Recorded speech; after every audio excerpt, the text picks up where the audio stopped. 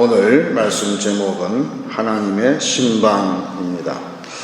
한국을 한 달간 다녀왔는데 제 마음속에 그 주제는 한국 신방 여행이라고 정했습니다.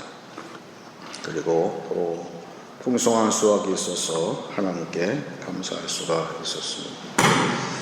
성경의 역사를 살피게 되면 어떤 의미로는 성도들에게, 간절히 사모하는 성도들에게 하나님께서 이 땅에 오시는 사건들로 점철되어 있다, 이렇게 보여지고, 그 클라이맥스, 절정은 성자 예수께서 이 땅에 오신 사건이라 할 수가 있습니다. 그래서 창세기에도 하나님께서 아브라함, 믿음의 조상, 우리의 조상인 아브라함을 방문하신 그런 사건이 창세기 18장에 나타나고 있습니다. 그래서 이 사건을 기독교 역사적으로 서방 기독교는 신학 위주로 편성이 된 데 비해서 동방 종교로 할 수 있는 동쪽의 기독교는 예배 위주로 편성되어 있다, 이렇게 보는데, 그분들 동방 종교에서는 이 사건을 크게 보고, 또 동방 종교에서는 그 아이콘이라고 하는 그림을 중시하는 예배에서 그렇게 하고 있죠. 지금도. 그러면서 새 천사가 등장을 하는데, 아브라함 집에 새 천사가, 하나님이 보내신 천사죠. 그래서 새 천사를 삼위의 하나님, 성부와 성자와 성령 하나님께서 아브라함을 만나주신 사건으로 아주 높이 평가를 하고, 지금도 그 그림이 남아 있습니다. 그러니까 삼각형 그림이 있고, 맨 위에 성부가 계시고 좌우에 성자 성령께서 앉아 계신, 그리고 밑에는 그림을 보는 사람이 있어서 처음에는 아브라함이 이제 그 참여하는 것과 같이 삼각형에다가 아래가 있으니까 다이아몬드형으로 그림이 배열되어 있고, 지금도 예배는 무엇일까? 그것은 삼위의 하나님이 이 땅에 오시고 우리 교회에 오시고, 그리고 우리 성도가 그 삼위의 하나님의 그 교제에 참여하는 것이 예배다. 기도도 한식이죠. 기도도 삼위의 하나님의 그 교제하심에 그 교통하심에 우리가 참여하는 것이 기도다. 이렇게 보면은 또한 맞는 것이죠. 그래서 예배라는 것은, 기도라는 것은 하나님의 신방에 우리가 참여하는 그런 영광을 누리는 것이다. 이렇게 우리는 파악할 수가 있습니다. 그런데 하나님이 이 땅에 오셔도 우리 흔히 옛날에 우리 목사님들, 부흥사 목사님들이 하시는 말씀이 뭐냐 하면, 내가 오늘 예배를 통해서 누구한테 은혜를 주시려고 하나님께서 나를 여기에 서게 하시고 보내셨는지 모르겠다. 그런 말씀을 종종 하세요. 하나님이 신방을 했지만 그 신방을 정작 받고 또 거기에 참여하시는 사람은 모두가 아니라는 것을 알 수가 있어요. 예배를 통해서도 어떤 사람은 은혜를 받지만 어떤 사람은 은혜를 받지 못하는 것은 왜 그럴까? 그것은 우리의 자세에 문제가 있다. 이렇게 보는 것이죠. 그래서 요한복음 8장에 등장하는 사건은 우리가 잘 아는 가늠한 여인의 사건인데, 사도 요한은 의도적으로 그 사건이 아예 불현듯 나타나게 이야기를 하고 있어요. 우리 흔히 경상도 사투리로 각중에 그런 말 하잖아요. 갑자기 불현듯 아무 문맥이 없이 그렇게 써 있습니다. 그것은 하나님께서 나를 방문하시는 사건은 우리가 기다리고는 있지만 우리의 예상과 달리 갑자기 임할 수가 있는데, 그 사건에서 많은 사람이 등장을 하지만 그 마음에는 나는 옳고 저 여자는 틀렸다, 정죄하는 마음으로 참여한 사람은 전부 다 물러가고 예수님을 만나지 못했지만, 오늘 내가 여기에 온 것은 다른 사람이 아니라 내가 가장 큰 죄인이고 용서함 받고 하나님의 자비하심을 나는 받아야 되겠다.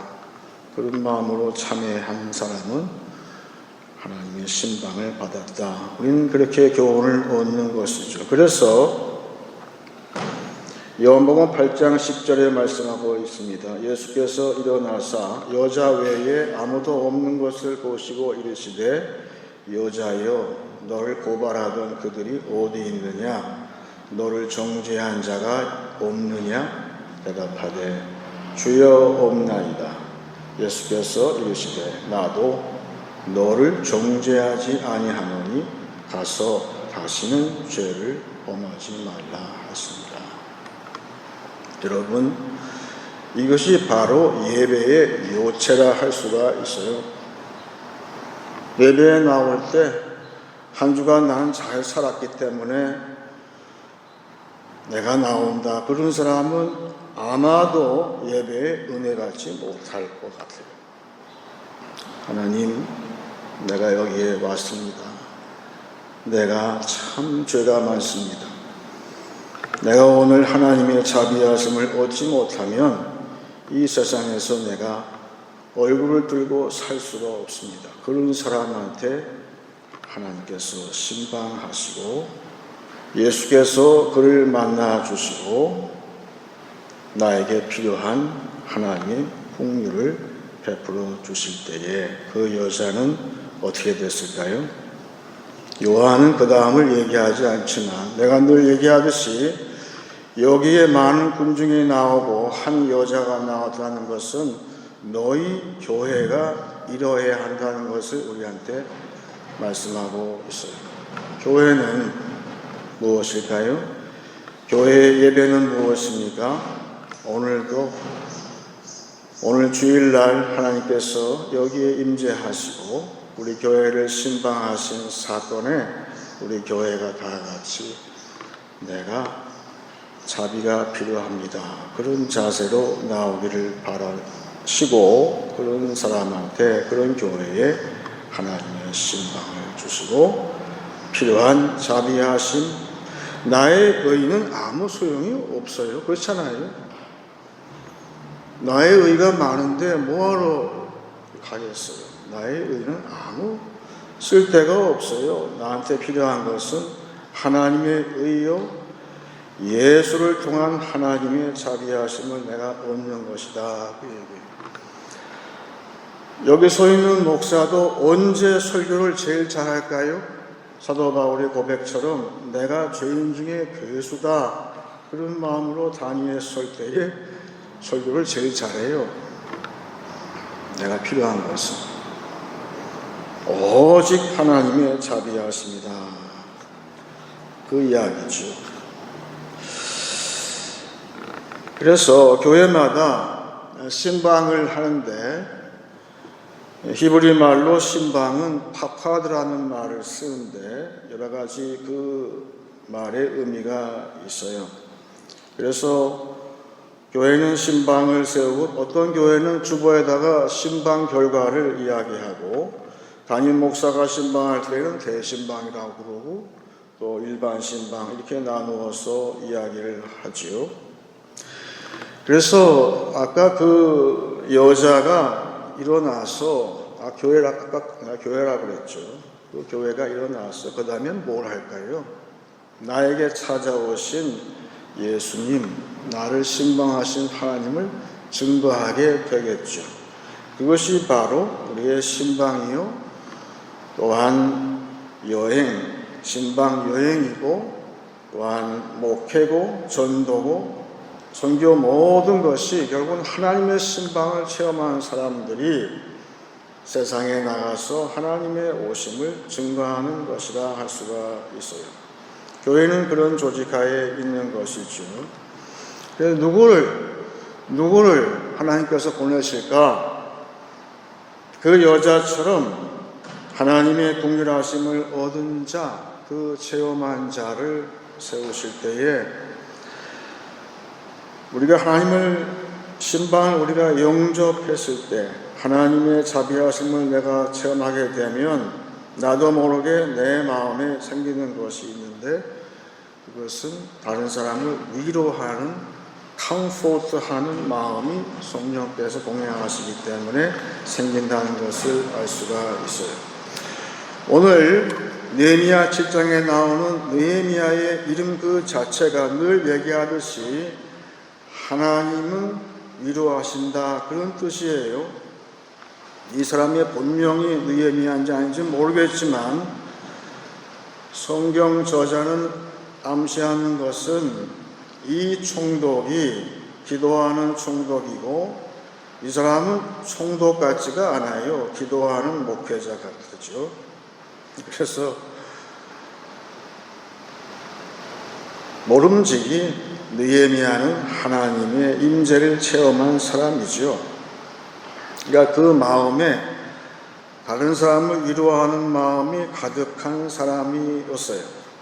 그러자 하나님께서 느헤미야를 예루살렘 다 허물어진 그 성으로 파송을 하시고 그 이야기가 느헤미야 이야기죠. 그런데 오늘 말씀 보니까 느헤미야가 두 사람을 다시 세우는 것을 알 수가 있어요. 오늘 1절, 2절 보겠습니다. 느헤미야 7장 1절, 성벽이 건축됨에 문짝을 달고 운지기와 노래하는 자들과 레위 사람들을 세운 후에 내 아우 하나니와 영문에 관한 하나냐가 함께 예루살렘을 다스리게 하였는데 하나냐는 충성스러운 사람이요 하나님을 경외함이 무리 중에서 뛰어난 자라. 마치 교회에서 담임 목사가 부목사를 세워서 신방을 보내듯이 지금 느헤미야는 하나님께서 보내신 사람답게 두 사람을 세우는데 느헤미야는 동생 복이 있는 사람이에요. 거기에 하나니가 나오는데 이 하나니라는 사람은 참 중요한 인물이에요. 이 책에서 형 대신에 먼저 예루살렘에 가서 모든 것을 다 보고 난 다음에 형한테 보고를 정확하게 하지요. 그 동생이 하나니에요. 그리고 이름 비슷한데 뜻은 거의 같아요. 하나냐, 다른 사람인데 이 두 사람을 세우는데 어떤 사람인가? 그 사람들은 두 가지인데 충성스러운 사람이에요. 절대 배신하지 않는 사람이에요. 하나님을 배신하지 아니하면 사람도 배신하지 않아요. 두 번째는 하나님을 두려워하는 경외함이 있는 사람이었다.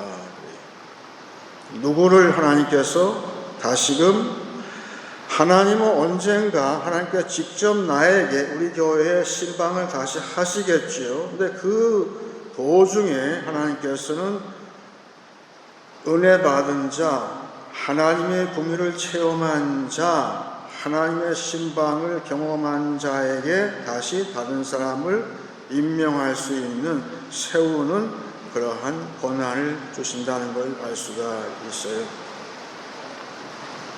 하나님께서. 그래서 아까 얘기한 카카디의 첫 번째 뜻은 하나님께서 세우신다는 뜻이에요.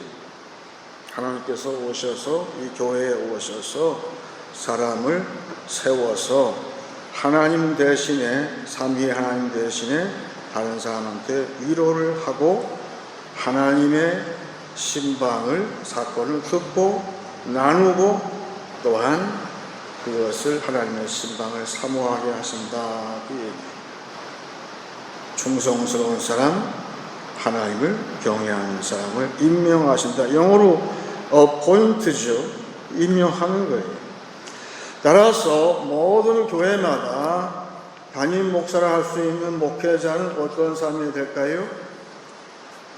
매주 하나님의 신방을 체험한 사람이어야 돼요.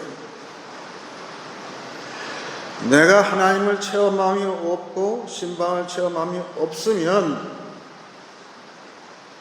다른 사람을 세울 수가 없어요.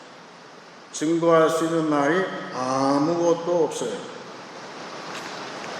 허사죠. 그만큼 하나님의 신방 사건이 중요한 것이죠.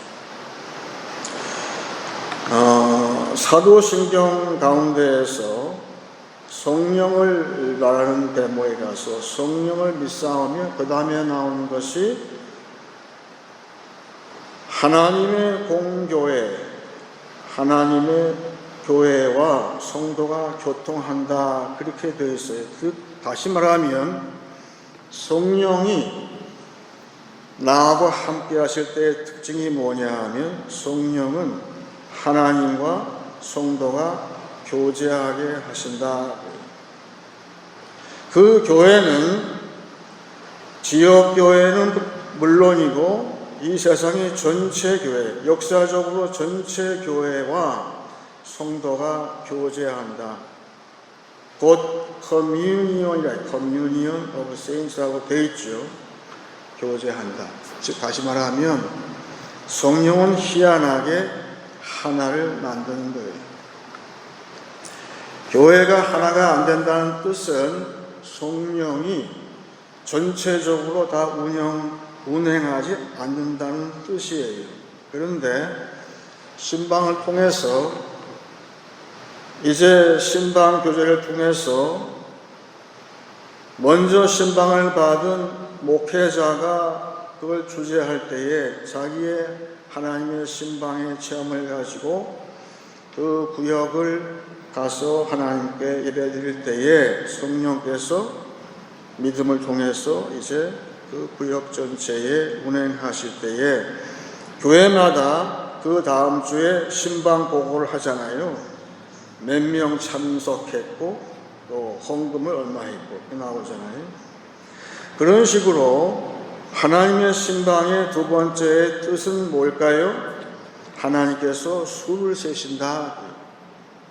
지금도 하나님은 올바른 신방자, 충성스러운 자, 하나님을 경외하는 사람들을 통해서 그것이 목사가 됐든 부목사가 됐든 구역장이 됐든 그런 사람을 통해서 다른 사람을 또한 세우는 일을 한다는 것이죠.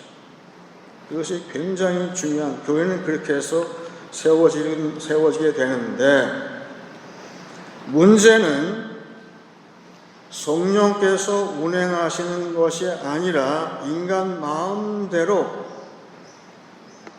하나님의 백성의 수를 세려고 할 때에 문제가 생긴다는 거예요. 교회는 절대로 그렇게 계수할 수가 없다는 것이죠. 그런데 놀랍게도 성령이 하나가 되심이 없이 자기의 육신적인 생각, 꾀를 가지고 하나님의 백성을 계수하려고 했던 사람이 누굴까요?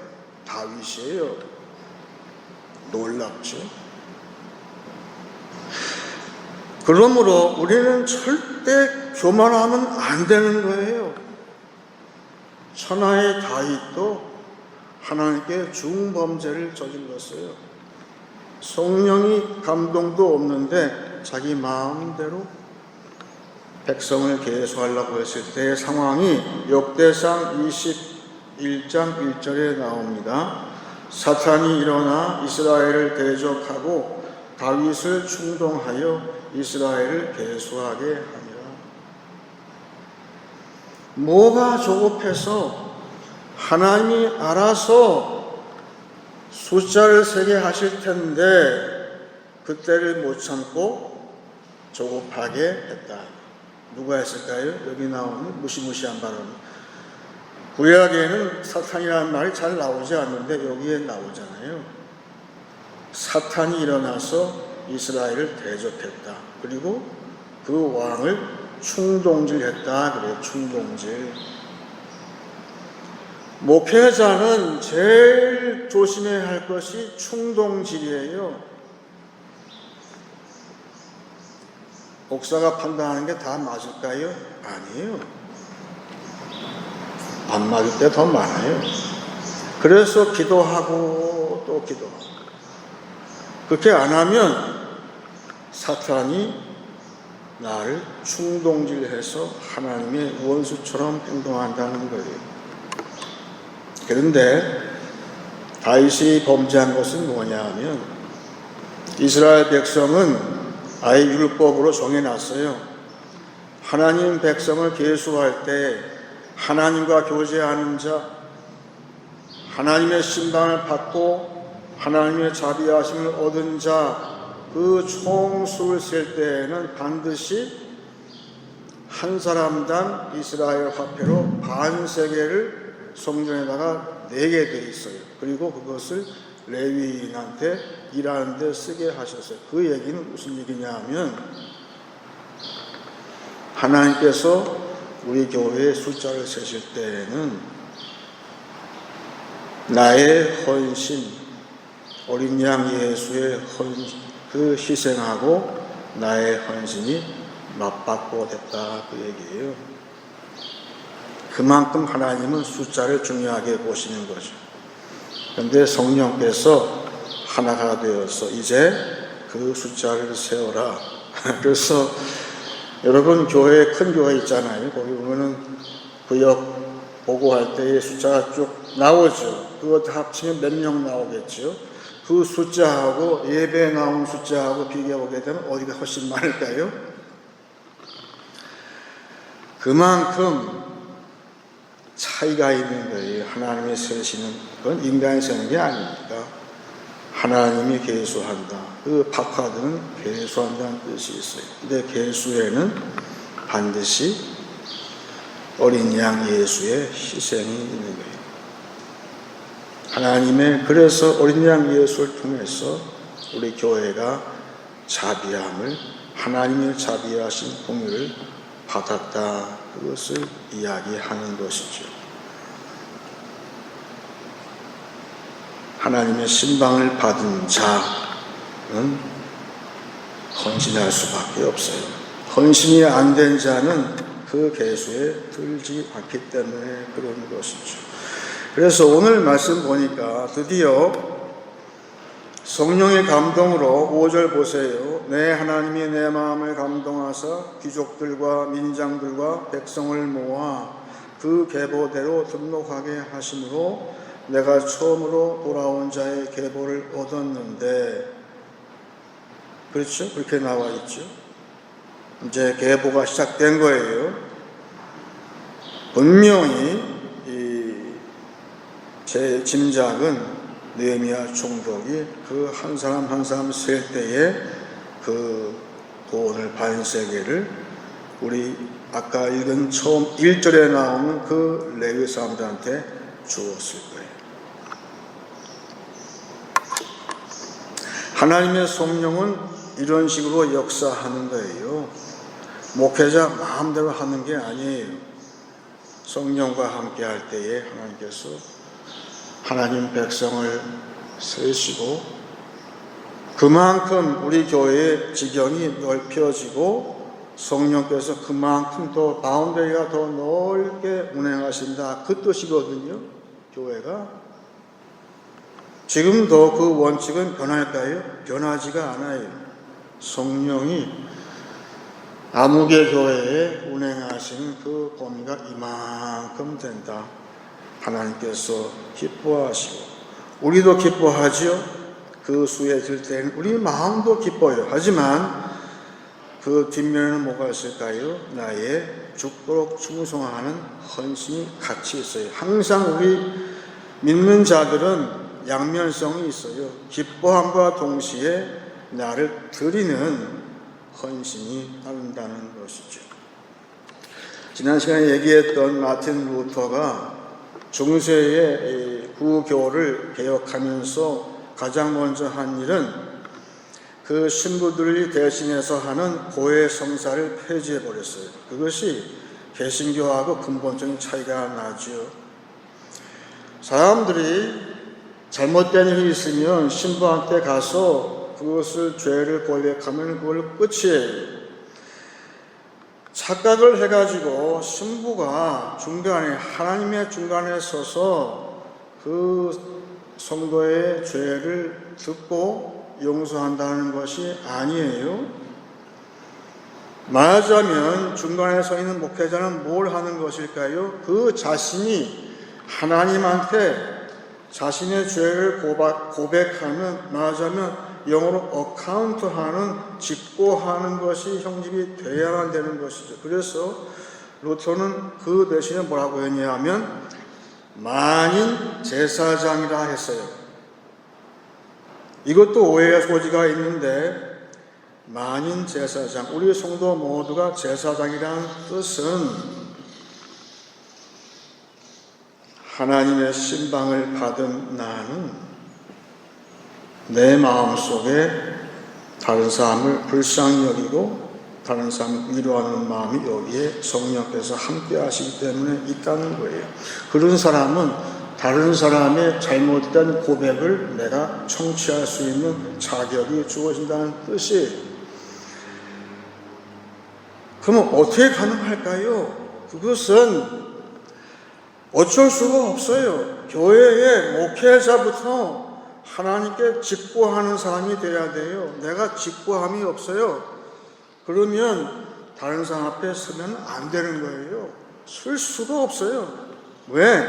하나님은 나한테 하나님께 직고하는, 마지막으로 그 신방의 마지막 가장 중요한 걸 할 수 있는 하나님께 직고하는 길이 열려있는 그 목회자가 있음으로 말미암아서 그 다음에 부목도 세울 수 있고 그 다음에 구역장도 세울 수 있고 또 구역장들은 신방을 통해서 다른 사람을 또한 만날 때에 성령이 함께 하심으로 그 사람도 하나님의 신방을 체험하게 하는, 다시 말하면 하나님의 자비하심을 체험하는 그런 공동체가 됐을 때 가장 하나님이 기뻐하시는 공동체가 된다는 것을 알 수가 있는데, 오늘 본문 말씀 가운데 연장해서 마지막에 읽지 않은 구절이 있는데 64절 보시게 되면 느헤미야 총독이 쭉 백성들의 계수를 조심스럽게 했어요. 그런데 그 중에 어떤 부류는 그 계보가 분명하지 않아요. 다시 말하면 이 사람은 아직 하나님의 신방 체험이 없고 하나님께 직고하는, 아까 그 가늠한 여자처럼 예수님과 1대1로 만나는 체험이 없는 사람이 있다는 거예요. 아직은 신앙이 거기까지 나가지 못하고 그런 나의 모든 것을 하나님께 직보하는 것이 없는 사람들이 발생했다는 것이죠. 애매한 삶이죠. 그럼 어떻게 하면 되느냐? 64절에 이 사람들은 계보 중에서 자기 이름을 찾아도 찾지 못하였으므로 그들을 부정하게 여겨 제사장의 직분을 행하지 못하게 하고 총독이 니에미아 얘기하는 것이요. 그들에게 명령하여 우림과 둠빔을 가진 제사장이 일어나기 전에는 지성물을 먹지 말라 하였느니라. 교제는 다 허용되는 거예요. 아직 하나님의 자비하심을 체험하지 못하는 사람, 쉽게 얘기하면 은혜를 받지 못하고 기도할 줄 모르는 그런 사람이 있다는 것이죠. 그런 사람 어떻게 할까요? 공동체의 교제에 참여는 하게 하지만 하나님의 일을 할 수는 없게 한 언제까지? 여기 나오는 것은 학자들이 말하는 것은 우림과 둠밈, 구약 제사장이 가지고 있는 그 판결할 수 있는 능력인데, 성령의 능력인데, 이것은 곧 장차 올 성자 예수를 가리키고 있다. 그 해석을 하는데 저는 맞다고 봐요. 즉 그 성도도 언젠가는 예수님이 직접 방문하실 것이고 그 예수께 내가 내 자신이 내 마음을 털어놓는 직보하는 그런 때가 올 때까지는 기다려 주라는 것이죠. 이것이 니에미야 총독, 하나님의 신방을 체험하고 다른 사람을 세우는 그런 기도자, 그 목회자의 처신이 그랬다는 것이죠. 여기에서 교회가 배워야 할 굉장히 중요한 교훈이 있다. 저는 그렇게 믿는 것이죠. 그래서 하나님의 신방 사건을 통해서 우리 교회에 오신 하나님을 내가 체험하는 것, 그리고 목회자는 그 정점이 있다는 사실을 항상 명심할 수 있기를 바라는 것이죠. 이제 말씀을 정리하겠습니다. 예배와 기도는 하나님의 신방 체험입니다. 하나님의 자비하심을 사모하는 자에게 그 신방은 발생합니다. 하나님의 신방을 체험한 자에게 다른 사람을 위로하는 신방자로 세우심이 있습니다. 이 땅의 신실한 신방자들을 통해서 하나님 백성은 계수되고 있습니다. 주 예수여 여기에 오시옵소서. 이 신방자의 기도로 더 많은 사람들이 하나님의 자비하심을 체험하는 한 주간 되시길 축원합니다. 이제 찬송 310장 같이 하시겠습니다.